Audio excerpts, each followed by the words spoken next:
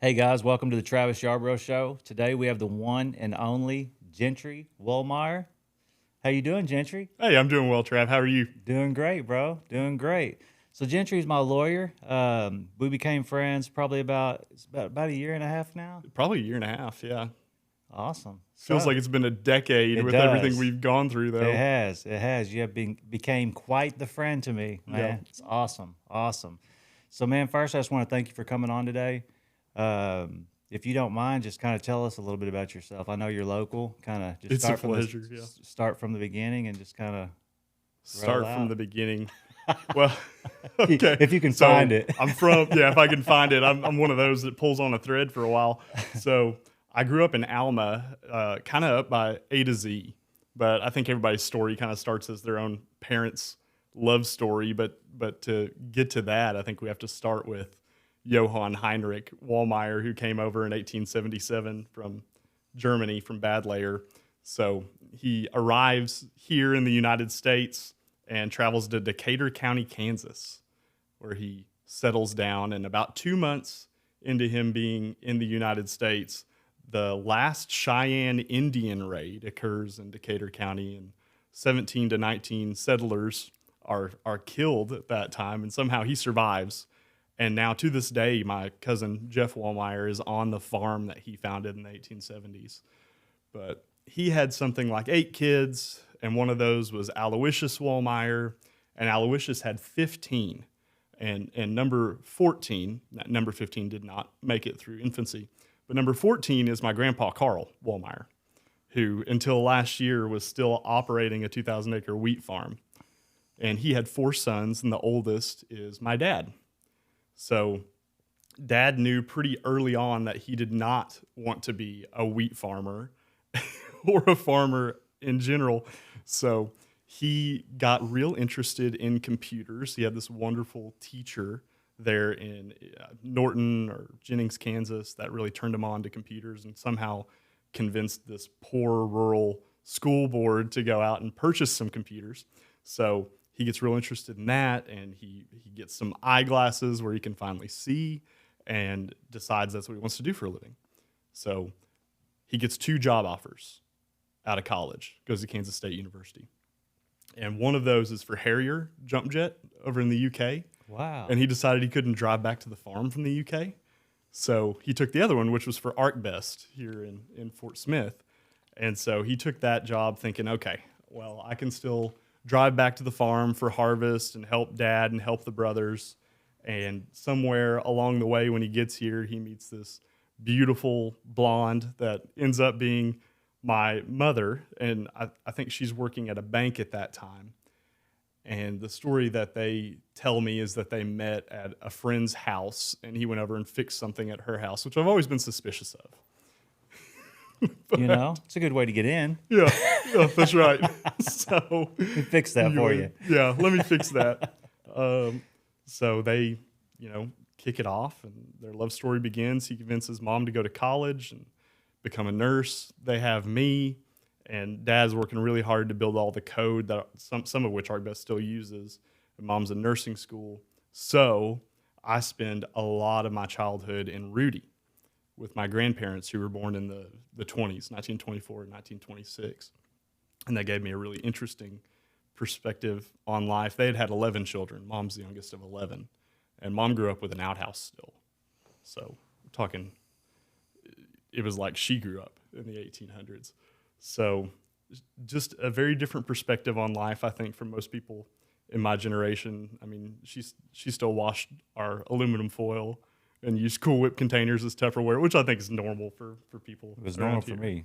Yeah, That was all of our bowls were Cool Whip bowls. all of them. Your soup bowl. Stained with spaghetti inside. Yeah, is that why you got into stainless steel? Is because you were tired of that spaghetti ring? It is. Spaghetti will not leave a ring on stainless steel. Yeah, that's the inspiration. It's the major inspiration. So I bumped along, went to Alma.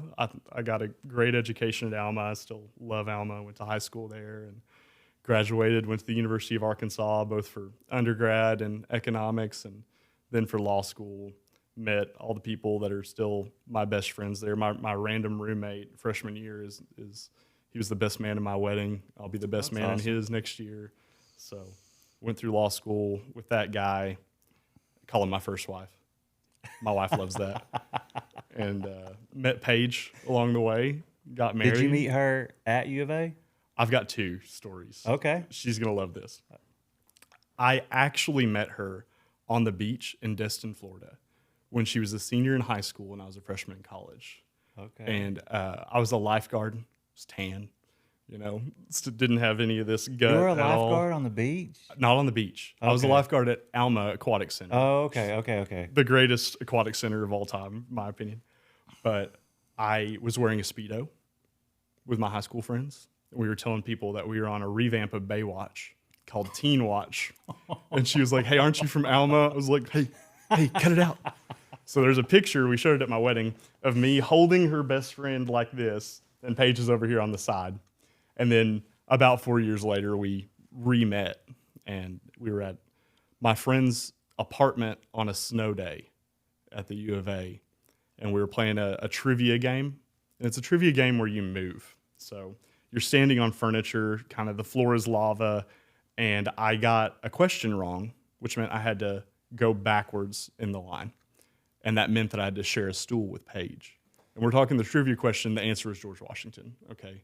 So she immediately calls me out on it, and goes, hey, you got that wrong, so you could be on the stool with me. I was like, yes, yeah, that's accurate. She said, I like sushi. I said, I'll pick you up Tuesday. Oh, man, that's so awesome, bro. Yep, never deviated from that path. Been with her ever since. You can't make that up. No, it was beautiful. We got 2 beautiful girls now, and one is almost 4, which is amazing to me. It doesn't seem like it's been that long, and yet it seems like it's been 100 years. And the other one is 6 months old, and that's the one that's a Wahlmeier. She looks just like me. She's kind of got this brow ridge going on.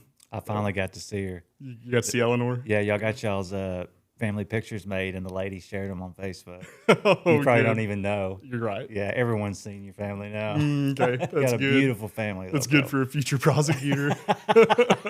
You want everyone to know.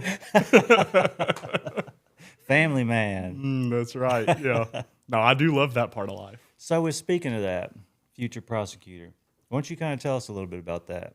But you know, you've been my lawyer, for all this time, which I support you wherever you're at. Yeah. For sure. Just kind of, how do you feel about that? What's your thoughts? What do you feel like really fits you for the job? What's your goals with that position in Crawford County? Okay. So, first off, it was never on my bingo card. This wasn't something that I thought was going to be a part of my life's path.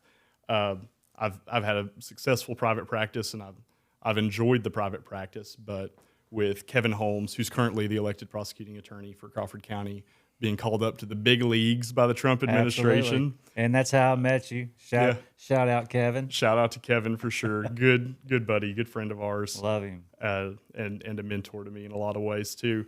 But with him getting called up to the big leagues, I kind of felt like there was a void there that needed to be filled by somebody.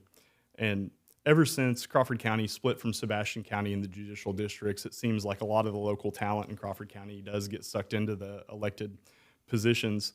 But I felt like I was uniquely situated to be able to go and do it because I do have a lot of trial experience, and because I think I'm uniquely situated in being insulated from criticism. So I told you already, my mom's youngest of 11. I have an enormous family. So my whole life, it's been like there's this safety net underneath me where really it's their opinion, my family's opinion of me that matters a great deal to me. And I'm fairly insulated from any other criticism or public opinion so long as I have their love and support, which I don't think I could do anything to shake. Mm-hmm. So my theories on that, as a prosecutor, I subscribe to the broken windows theory, and I already mentioned to you that my background is in economics and specifically behavioral economics, which a lot of people don't think about justice and economics going hand in hand, but they do. because economics is the study of choice and scarcity. And I think that justice, in the sense of being a state level prosecuting attorney, is about incentives and disincentives and about personal choice and freedom and how that's affected by it. So I think maybe God has set me up in such a way as to make me uniquely characterized for that position and to color it.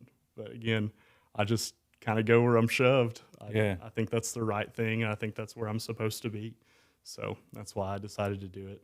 And I'm not leaving everybody in the lurch. I have an associate that's a brilliant young man named Miles Kirchner that will take over the law practice and make sure that everybody in Crawford County is still served. So, That's awesome. Yeah, I don't feel like I'm leaving that in the lurch or in a void. That's awesome. Yeah. That's awesome.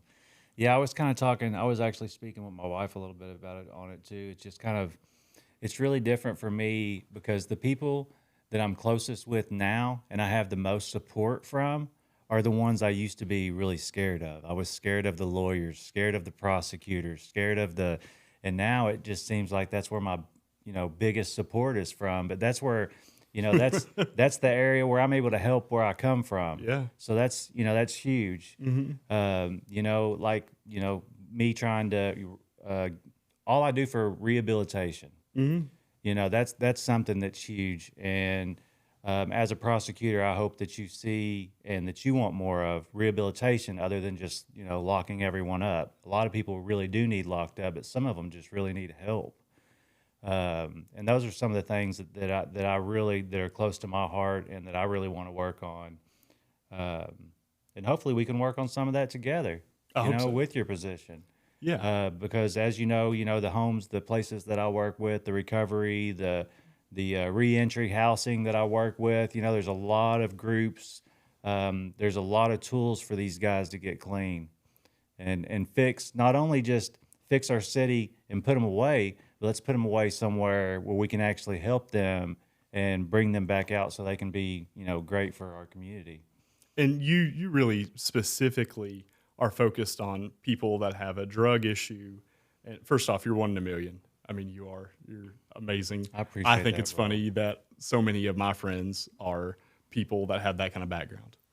I think that really is fun. And it does help with me being fair-minded in that aspect of life, that know that people can come out the other side of that and, for instance, write the SBA, get a small business loan, first one ever given to a felon, and then grow something like SI into what it's become today. I mean, it's amazing, and you're an inspiration, like genuinely an inspiration to people. I appreciate that. But man. Not dodging your questions there.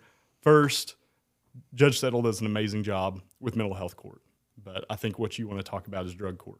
Absolutely, yeah. Absolutely open to expanding and continuing that. I think Judge McCune, and I'm only talking about Crawford County because that's really what I know. Mm-hmm. Judge McCune does a phenomenal job at drug court. Yes, I don't know if you've ever witnessed it. I have. I've actually went. Yeah. I actually went over and watched one of their drug court graduations. Yeah. And then we fed them all. I fed them all Chick-fil-A that day. Did you? But yeah, I know that's Mark's baby. I don't know him very well. We know each other, but I know that that's his baby, and that he's bringing a lot to the community with that. He really cares. He does. He really cares about these people. He's really trying to change lives. He is. And that's what sets a lot of people apart. He's not just there. Like, he's really spending time with them.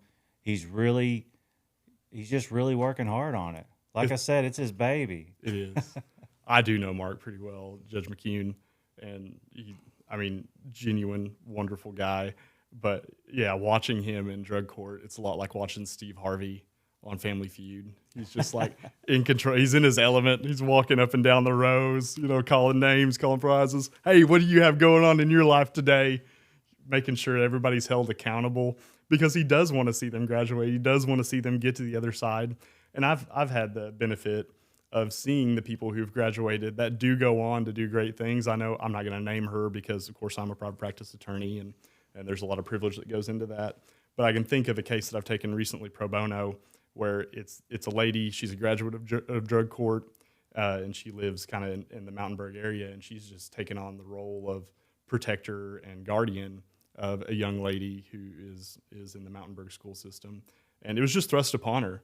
But because of drug court giving her the option to go through and succeed, she's able to raise both her children and this other child, and she's completely clean. She's got a wonderful job. She's received a higher education, and I'm just so proud of her and of that system. I think it's working really well, and I'm glad that we have it in place. You know, I like it. yeah. I like it. I like it. I want to speak too on how intelligent you are. Oh yeah. That's You always an are uncomfortable you are subject. honestly one of the smartest people. Like Thanks, man. seriously, I I'm going to appreciate throw it. this one out there. But the first time we went and had lunch, we met a gentleman, and we went to a to Hardscrabble Country Club. Oh, We're yeah. sitting there, and we get club sandwiches, and he looks at me and he says, "Did you know that the club sandwich was actually came to play from a country club?" And I'm like, wow. That's what it's called, the That's club really- sandwich. Have you always been like super deep and just into learning? Because you're like a sponge. Like you just suck up everything around you. And you have an awesome memory, which kind of probably have to with what you do. Probably have to. Yeah, I've pretty well always been me. I've been kind of an old man since I was little.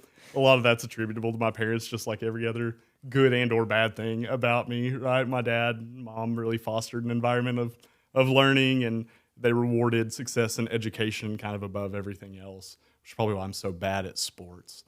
But I didn't you know that. it was- You've never mentioned that. Oh yeah. Well, I So if I want played to play football. basketball with somebody, I need to just tolerate you if I want to win. Oh yeah, you'll want to bet money on that. Like I can't dribble, man.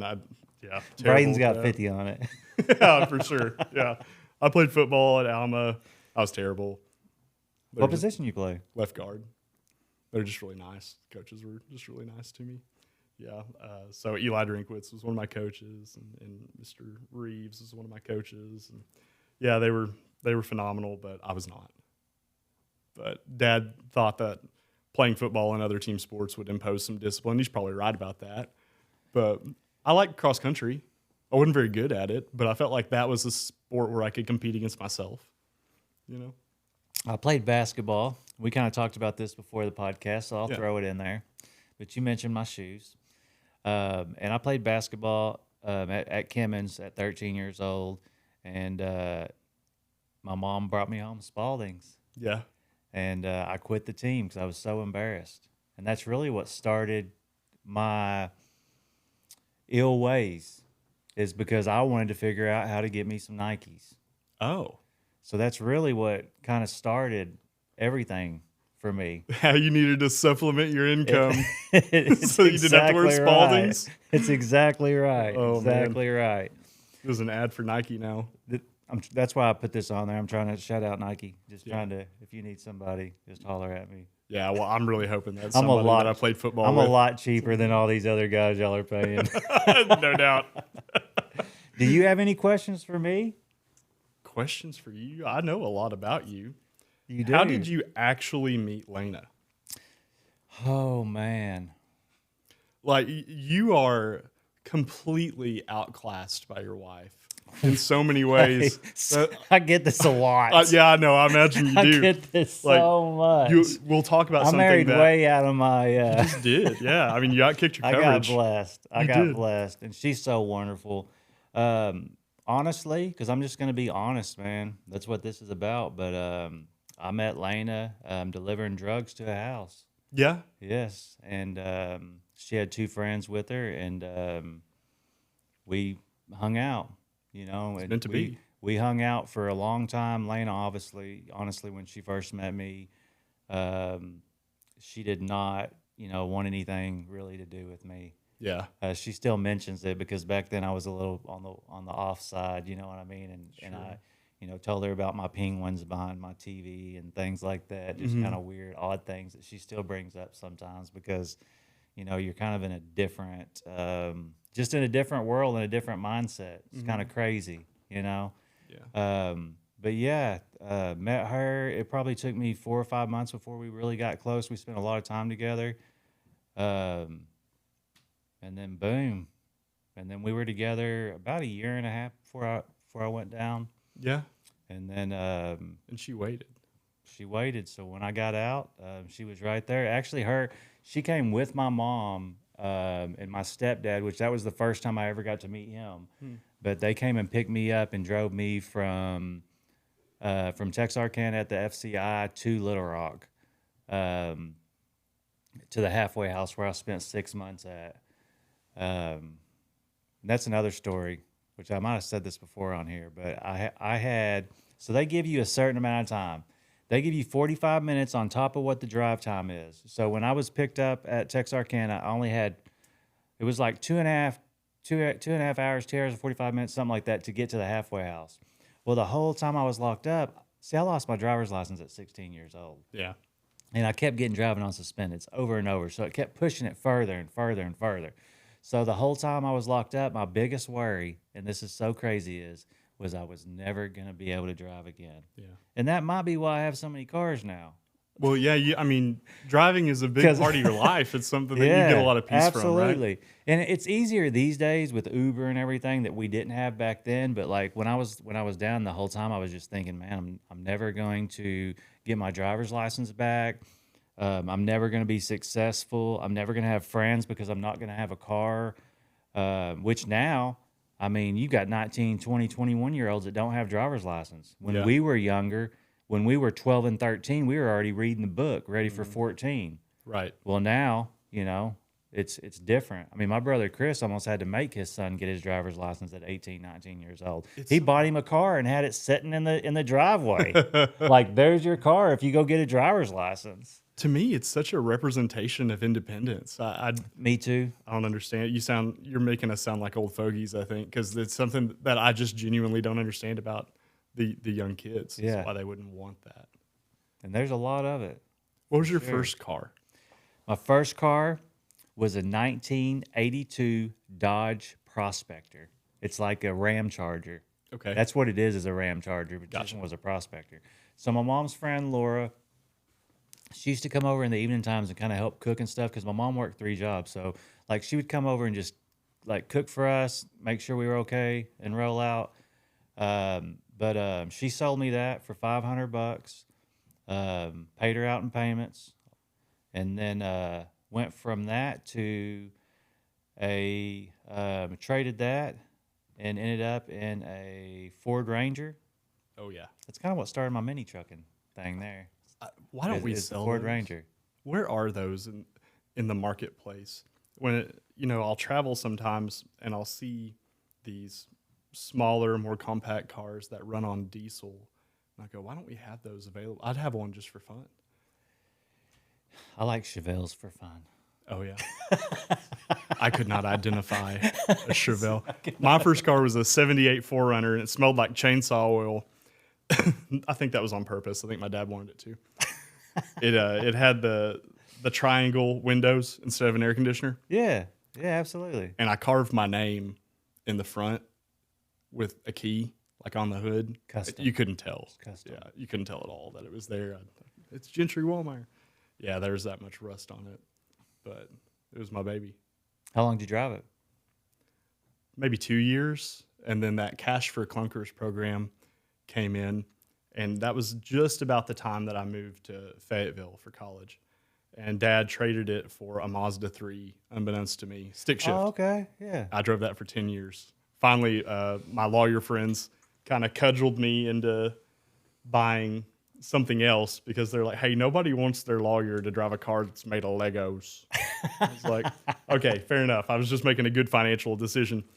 But it was a stick shift, and I had very little experience driving it. And then Dad just stuck me in a stick shift right before he sent me to the hilliest city. We should call it Little Jerusalem, the hilliest city in Arkansas, Fayetteville.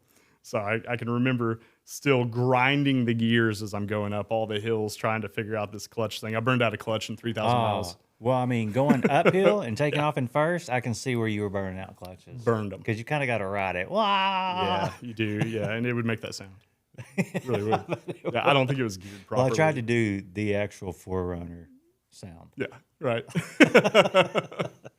Yeah. Yeah, I've got the Chevelle I just got. It's a 6-speed. It's a newer. It's got a T56 in it. It's a newer 6-speed. But then my '66 Impala is the 3-speed in the column. Is it awesome? It is awesome. But I tell you, when I first got it, it was a little different, like trying to figure it out, because my Ford Ranger was a standard, but I had never drove 3-speed in the column, and it's just all a little bit different. Have you ever told the story on here about was it a Model T that you bought from No, I haven't told it. No, I think haven't. that's a really yeah nice story. Yeah, and shout out to Keith Chandler with Colorworks. Colorworks, that's Andy. With Chandler Collision in Salisal. Just totally messed that up. But anyway, it's actually Keith's mother. I was at his shop one day, and she was talking about her Corvette, and I'm a huge Corvette guy. Yeah. So she asked me if I wanted to check it out. So I was like, yeah, absolutely. So we go to her house, and her husband came out, and we're sitting there looking at that. And she rode motorcycles too. She's got her own Harley, and I see this 29, beautiful 29 Chevrolet with the rumble seat, and I was like, wow, like this is super nice. She was like, yeah, it was it's my dad's, and he actually lives next door. And I'm like, wow, this is just awesome, So she goes and gets him and brings him over, and we're sitting there looking at the car, and he was just like, man, I'd love for you to have this. Wow. And that's how it all went to play. And he actually, when they delivered it, he came. I may be wrong by a couple of years, but he's in his 90s. But I got to take him for his last drive in my driveway. Yeah. In that car, and each time he just, hey, one more trip. So we just drove circles out there in my driveway. Did he buy it new? Yeah. So it was his family's new. Yeah. And then he got it because this is 29. So, but it was all in the family car. Yeah. So it's probably like $4 or $5, and they had to finance it. Man, probably. I bet you it was $300 or $400, man. You think so? Isn't that crazy? Yeah, inflation's crazy. This Chevelle I just bought, I have it. It's a 72, but I have the original documents from when it was purchased, and they had traded in a car, and it was like, I think they ended up paying like $900 or something like that after the trade in. Wow. For a Chevelle SS 72. Yeah. Jeez. Can't imagine. Yeah, me neither. These days, you just be picking up every car there is. Yeah, I don't know why the U.S. government decided to peg 2% inflation as a good mark. I think 0% inflation should probably be a better goal. I'm not sure why we decided that policy. Yeah, because now, let's say for a Corvette, in the late 50s, early 60s, they were like $3,000. Mm-hmm. Now they're like $160,000. Unreal. That is unreal. Yeah. To think, I've really never thought about that.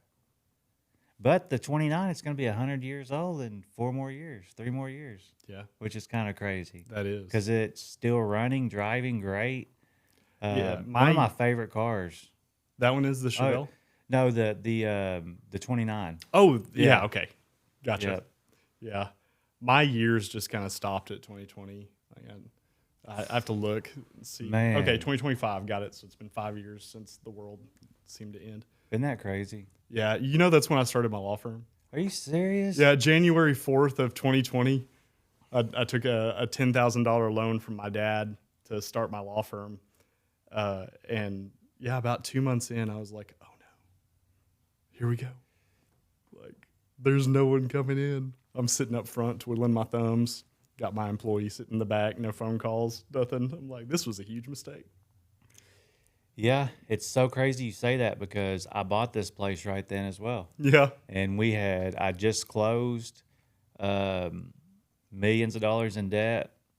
I had a $1,800 house payment, and we had about $1,200 in the bank, and way in the negative.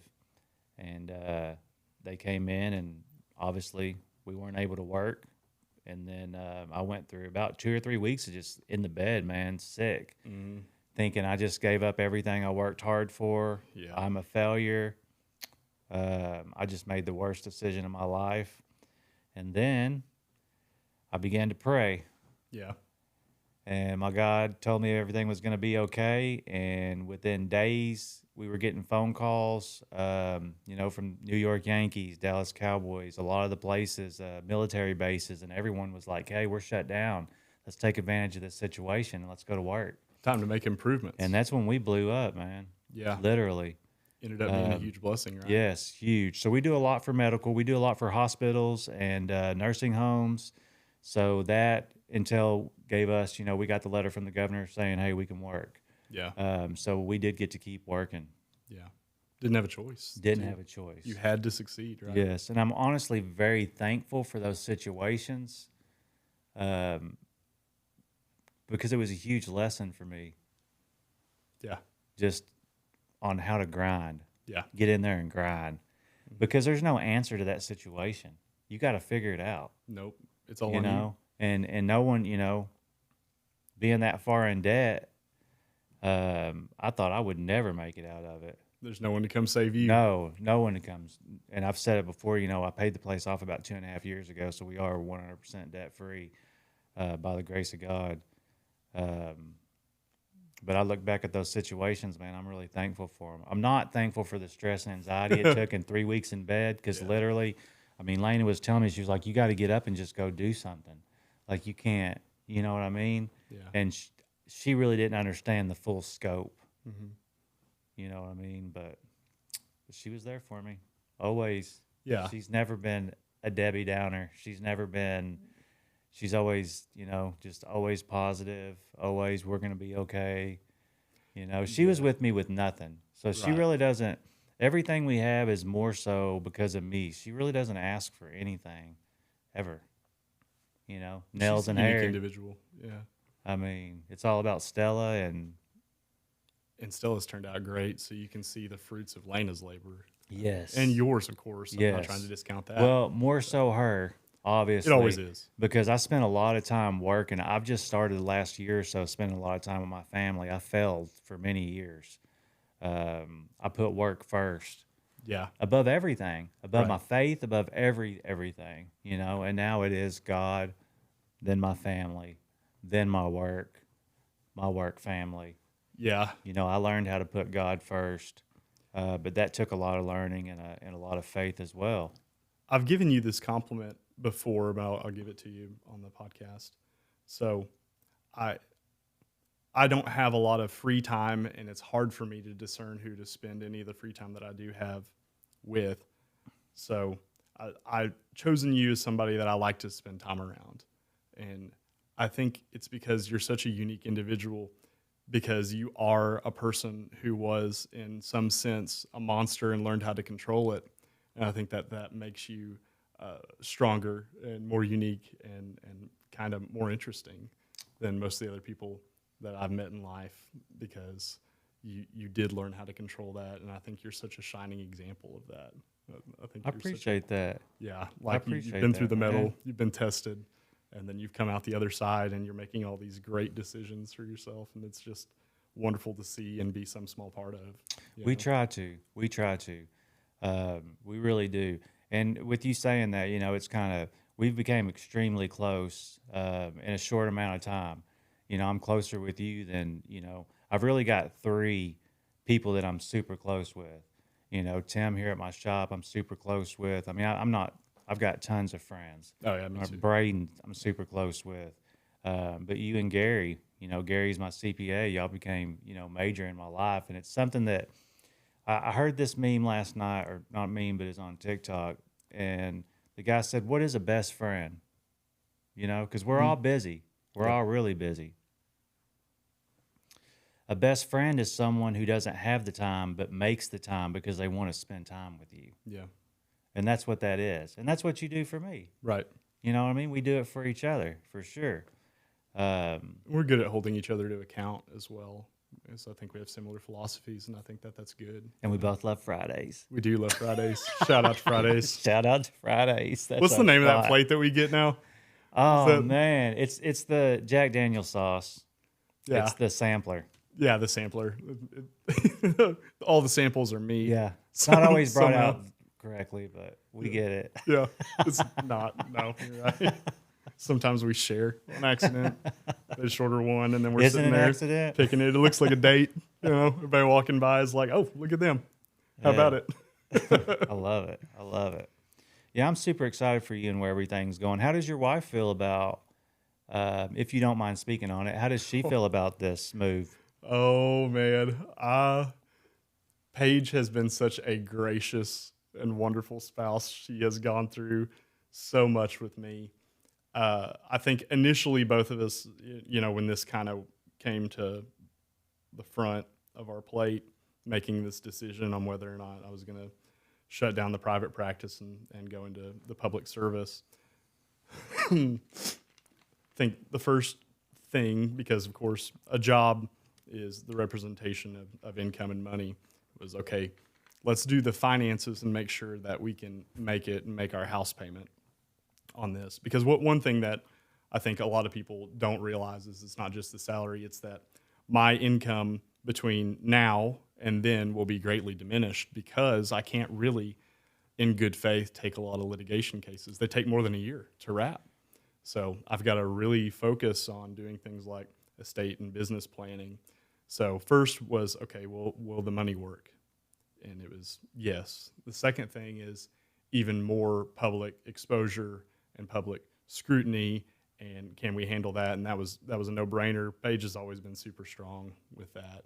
So she settled on, if you think that it's what God wants for you, then I support you. And she left it there. It's as easy as that. She's so easy to be married to in a lot of sense. And I have a pretty good sense of what that looks like because I've sat in the room with people who have great difficulty in their marriage and in their personal lives. And, I've been there on many, many Crawford County citizens' worst day, right? Sitting across the table from them. So I have a pretty good sense of what other people's marriages are like. And I'm super blessed by Paige and her very simple outlook on life, which is just, if you think it's right with God, then that's what you're going to do. Yeah, and that's awesome. Yeah. That's where it should be, too. Right. It really should. Yeah. And that's how Lane is just, she's quiet about, a lot of that, but I know I'm so blessed, man. I really am. She's so perfect. And I don't just say that because she's going to see it. Will she watch it? She knows she's perfect. Honestly, I'm really not sure. Honestly, hey, we're going to find out right now. Do you watch these, Lena? How about Paige? I need an answer. Yeah. Tell me if you watch this. I'll be interested to know. Mom and Dad, I guess. Paige is going to watch it because she wants to know what you say. She might, yeah. She might. She'll go, okay, what did he say that's going to get us in trouble? Is she back to work yet? Yeah, she's back. Mm-hmm. Awesome. She's back fixing shoulders and legs with Dr. Trent Johnson. So she's a physician assistant at the orthopedic hospital, and her and Trent Johnson work closely together. And yeah, it's interesting dinner conversation because she'll literally walk in to the house and be covered in somebody else's blood. It's like, okay, what'd you do today? Like, I took a leg off. Really? That's what you get up and do every day? Man. Like, holy smokes, Paige. I couldn't even watch that. I know. It kind of makes my knees a little bit She probably wobbly. has to kind of hold it while they do it. Yeah, that's most of her job is manipulating. So manipulating in the sense of grabbing and turning, holding. So she's kind of strong arms. It's funny. But yeah, I'll be like, so how does blood get on you in this? Bro, they use a hammer. Oh, she's better with power tools than I am, by the way. Like if something needs to be drilled at home, she's going to be the one that does it because that's what she does all day, every day. But yeah, I mean, they whack people's bones with a hammer. That's wild. It is wild. Yeah. And DeWaltz. yeah, right. Don't you feel like you kind of get sorted into a house at some point? Like, okay, I'm a DeWalt guy. Everything's yellow, but I go up to my brother-in-law's house and everything's red. He's got the Milwaukee stuff. Yeah, and I am a DeWalt guy. Yeah, everything's yellow in my shop. I guess my parents chose that for me at some point. I don't know when I inherited that trait of like everything's yellow. Yeah, and then I'll go to people's houses and they got the light green. I really like your dad. Now, yeah, I haven't got to meet him yet, but he's a DeWalt guy. I mean, we all stick together. We're pretty similar. Yeah, you're pretty much talking to him, to be honest with you. But yeah, the Ryobi guys, what's the deal with the light green stuff? Is that better or worse? It's I'm not sure what's better or worse, Fair enough. They're probably all the same. but it's just like the cheaper Lowe's brand, Yeah. is what I see it as. Yeah. I've never really had one. I would never buy anything other than DeWalt. Me either. Obviously. It looks more American to me. So I know you love the outdoors. Oh, yeah. You love to hunt, and you go up to Kansas a lot. Is where you go hunt in Kansas, is that your grandfather's land? Yeah. See, I didn't know that. Oh, really? That's awesome. I knew it was your Yeah. family, but I didn't realize it's the same land that when he came over here in the 1800s, Yeah. that y'all acquired that land. Mm-hmm. How many acres is it? 2,000. 2,000. Yeah. So it's kind of Wow. separated out. Some of it's in a family trust that's divided among those 15 kids and their heirs, and that's about half of it. And the other half of it's in an ownership. I think it's a company that is now owned by my dad and his 3 brothers. But it's a unique place. You can travel across America and it feels like you're in different countries. If you stand on 4 hay bales there, you can see 28 miles. Are you serious? That's how flat it is. Yeah, truly. So I spent every summer there growing up, learning how to work at and harvest. look out really far. Yeah, looking really far, thinking about how I didn't want to be a farmer. But it's 2,000 acres of very flat fields. But apparently when they arrived in the 1870s, this grass was like 11 feet tall. That may be an exaggeration, but at some point, my grandpa told me this story. One of his aunts had gotten off of kind of a wagon to go into a field, and she was lost for like hours because they couldn't find her. The grass was so tall. See. Yeah, grass was that man. tall. But now all very flat. And Dad was the only one that moved off as far as all the uncles go. So, and some of them had moved off for a bit, but they're all returned. So there's a big family farmhouse in the middle. And then if you go west, then one of the uncles is right there about 2 miles away. The next one's about a half mile from him, and he owns a vineyard. So he worked at IBM. That was his career. Uh-huh. And then he retired from IBM and moved back to the farm to kind of take care of Grandma and Grandpa, and he started a vineyard. So Wahlmeier Farms Vineyard operates there, and it has a Jennings or I think it has a Jennings address, but out in the middle of nowhere, and it's just an entertainment venue, and he makes a lot of wine. And then if you were to go east from the farmhouse, my Uncle Daniel and Aunt Shelley lived down a road right there. And there's only one neighbor other than them. Decatur County, Kansas peaked in population in 1910. No one lives there. There's no law enforcement. If you get bit by a rattlesnake, your best bet is that Uncle Daniel shows up. That's what you got. It's crazy. It's that kind of place. It's the Wild West. So I grew up in Alma, of course, spent a lot of time out there, but every year for around Thanksgiving, go back and do some pheasant hunting. A lot of pheasants, quail. Y'all deer hunt up there too? No. Out-of-state license is super expensive. The deer up there are silly, though. Now that you're having to take the pay cut. Right. Can't afford it. Can't deer hunt in Kansas anymore. Got to take our 60-pound does off Dad's property. I'm going to down start a in Mulberry GoFundMe. to give me a license. Yeah, great. Oh, more money for the lawyer. Yeah. So the deer up there aren't scared at all of people. Like, joking a little bit, but it seems like my uncles just kind of walk up and shoot them with a bow, like right here. Like, boom. Yeah, done. Hey, Here they're easy. Yeah. Here they'll spot you in a tree freaking 40 yards away. right. Like Yeah. And up there, they're the size of an Angus cow. up there. So Oh, y'all got mule deer up there, right? yes, yeah. Yeah, and they're just so big. So you'll be walking through a field and you'll get to some tall grass or something, carrying your shotgun, trying to find some birds, and then all of a sudden this muley deer that weighs as much as you just stands up and flushes out, and you're like, whoa, oh my gosh, Yeah, it'd be scary for me. They're big, man. They're big. I like it. Yeah, I love hunting. I love fishing. Paige and I, before we had kids, and then a little bit since, we would go on long hiking trips, kind of backpacking trips. Glacier National Park, I think, is our favorite. But we've done Long's Peak up in Colorado and Rocky Mountain National Park. And I didn't know this until maybe last year, but the same guy that came through and settled Fort Smith, or I think he left like a platoon of riflemen here or something. He ended up walking all the way to Long's Peak, and it's named after him. So he made that whole trip up to the Rocky Mountain National Park, I guess for the United States. Maybe he's a cartographer or something like that. But I thought that was interesting that without knowing it, we made the same journey just by car. Yeah. Yeah. Yeah, I love the outdoors too, man. Big time. It's like just the peaceful. I love trout fishing. That's my thing. I used to hunt, but just not really. I like beef. Oh, yeah. So I just kind of lost interest in. I don't like the cold. Yeah. So just kind of got tired of. You kind of don't do anything you don't want to do, right? I really do not. I'm sure a grown up.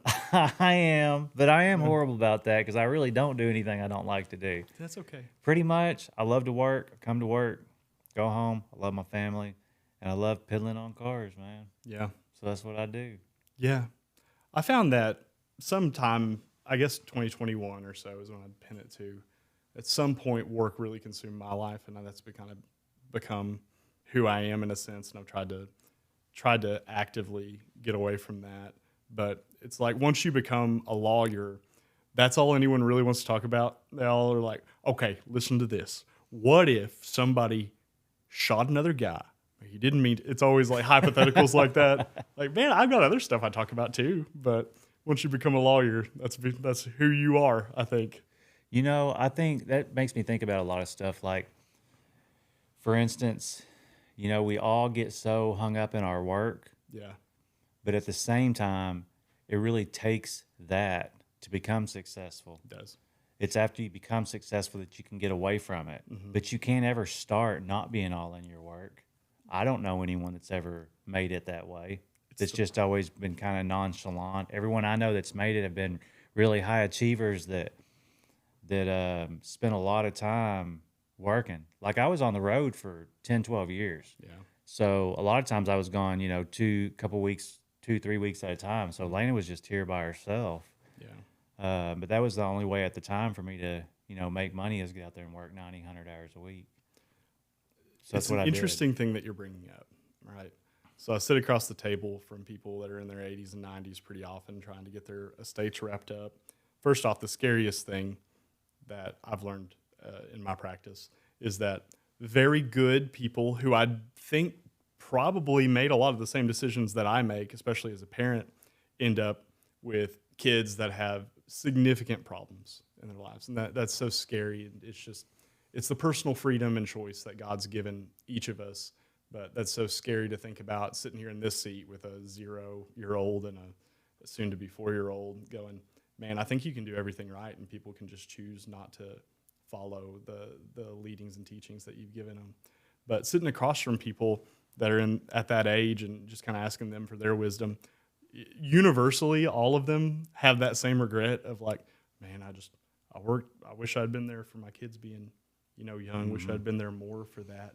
It's like, man, I don't think you had a choice. I think that sitting here in your success, it's easy for you to look back and go, oh, I should have spent more time. I don't know. I don't know that you had the ability to do that. Yeah, I really did. I don't think you should regret especially that. At my pay, you know. And just my dad was a little bit different. He loved us, but, you know, we didn't play. We didn't do things. So it took me several years to learn how to be a father. Yeah. You know. Yeah. That might kind of sound odd, but I get better and better at it daily, especially as she gets older. First of all, when she was a baby, I'm scared of babies. Like, I don't want to hurt them. You don't want to hurt them. So, you know what I mean? Man, this isn't a suggestion, but I'm pretty sure you can throw them in a washing machine and they'll be all right. But I totally get what you're saying. Man, we could have saved a lot of time washing. Yeah. We could have just thrown her in there. I know. Ours went out last night. We had to go get a new one at Lowe's. Yeah. Got the agitator in there. That's no fun. Yeah. Have you seen the ones that have now they got washer and dryer in the same unit? It's got to limit the efficiency. Does it? So, don't you think? Something, I don't know, man. Like, pick one. Yeah. You know, I want it to do one really well. I'm not sure I want it to do both. Knock on wood, I hope that my washer and dryer don't go out, but I've had the same washer and dryer now for about 9 or 10 years. Really? And have had 0 issues until today. Does yours sing? Mine sings when it's done. It doesn't sing, but it sounds like someone's in there on the last cycle. You're looking around. Hang on. Yeah. You hear that old thump, thump, thump, thump, thump, thump, thump. Yeah. So I would like to go back to the less high efficiency ones. I want it to fill all the way up to the top, baby. I want water all the way up. I don't want to feel like my clothes were dry. I want to feel like they got soaked in there. Yeah. Like they're dry when you pull them out of the washer. Yeah, I don't like that. I want to be wet. I want to feel like it got all the way up there. That's why I just sent it to the dry cleaner, so I don't even understand what's going on with them. Yeah, you know, I did that for a long time, and then everything would come back, and they had started accidentally starching it. It's like, man, well, I don't want my T-shirt to have to, like, I've got to fold it like this. Yes, my jeans, they're not right now, but I had to switch because the place kept creasing them. They were so bad that I had to pull them apart. And then I kept telling them I don't want creases in my jeans. But then when I take the jeans back, they would see the crease, whoever was doing it, and so they would just do it again. Yeah. So. How many pairs of shoes do you own? A lot. Okay. Probably 50, 60, maybe more. How many square feet your house? Under roof, like 4,400. So as a percentage of your entire house, one room is. We're talking almost 1%. One is. Yeah, Lana probably has like 20 pairs of shoes, which is probably a lot too. I don't know. I would think she doesn't really care. Me, I just like new shoes. It all goes back to 13. I just can't get rid of it. Yeah. I always want new shoes funny on my feet. I've always been that way, even through high school. Yeah. And right after high school, it was Shocks back then. I had every color Shocks. Oh, really? Like every color Nike Shocks. They were Just cool. loved them. They were. Yeah. They were. Now I like Air Max. I am a huge Nike guy. I used to be a Jordan guy, but just don't really wear them anymore. They just don't really fit too well. So, yeah, or fit what I'm doing. You know, I'm not out there playing basketball. So, I feel like technology has come a really long way. That's a silly statement. I mean, obviously, but the technology for men's shoes doesn't seem to have come very far. Like, this is what you got to wear if you're a lawyer. I got court at 1:30. That's why I'm dressed like this. You look great. So, thank you. I love the socks. I appreciate you greatly. These shoes are nice. They are mega uncomfortable. I feel like that technology should probably be one that we invest in and change. Yeah. You know? Yeah. You caught me in jeans today, so I've never got jeans. No, my daily attire is what? Sweatpants and hoodie. No, I've never seen you in not a hoodie, to be honest. You've never seen me in not this, probably. That's the truth. Yeah. It's the truth. Yeah. It is. But, well, Gentry, I can't thank you enough, bro, for coming on today. I've been wanting to get you on here for a while. You're an awesome guy. Super happy God's put you in my life. And just thankful for you, man. I'm thankful for you too, man. I can't believe I get to be one of the first 10 people sitting here in this studio for something that I think is going to blow up and be huge. And, you know, here in 10 years, people are going to be looking back at their podcast history going, oh, man, I want to see what the first ones were like. And maybe they'll get to listen to this one. I think that's so neat. I hope you're right. Yeah. I do. I want to help and reach as many as people as possible. My main goal is just to show people that they can be anyone and anything they want to be. Yep. It's not easy, but you can. Yeah. You really can. Put God first, and because He wants what's best for you. 1,000%. He already knows what's going on anyway. He's already got His plan for you. Yeah. Jeremiah 29:11. That's right. Yeah. Love it. Well, guys, thanks for giving us your time today. If you enjoy the content, please follow and like, and everyone have a great day. This guy's the real deal. Thanks.